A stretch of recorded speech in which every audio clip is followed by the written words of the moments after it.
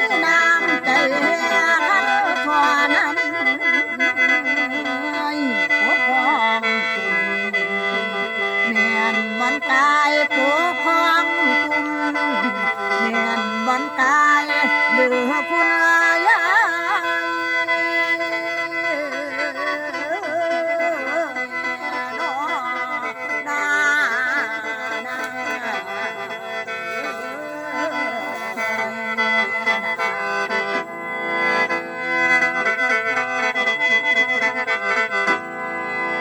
แล้วคุณแม่เอ้ยคนของเฮาคันที่เป็นผู้ลายใจนั้นก็อาหังการและเฮาที่เป็นคนทานก็พอใจมันเป็นบ้า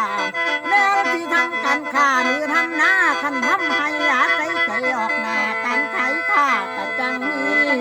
น้ำที่สองวานี่อยู่ในเยียงเฮากินและคันบ่มีเสียเลยแต่เราตายนอกันเพียงและบ่มีเหลือคันหัวเสียงและคันคนเฮาขาดน้ำ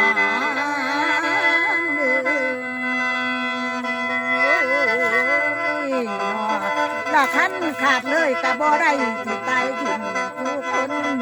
พวกพ่อแม่เฮาเอ้ยและพวกเฮาก็จังได้สอบคนขุดกลมมีกินน้ำพวกคนเฮาก็จังได้สอบคนขุดน้ำบ่ให้มีกินทั้งขุดสระในหน้าห้วยหนองรักษาไว้น้ำมันใสได้กินกุ้งชิวปลาก็หากแม่นและทั้งได้อาบทั้งได้ล้างทั้งเอาไว้ถ้าสวยเสียทั้งเอาไว้ถ้าสวยเสียเด้อยาย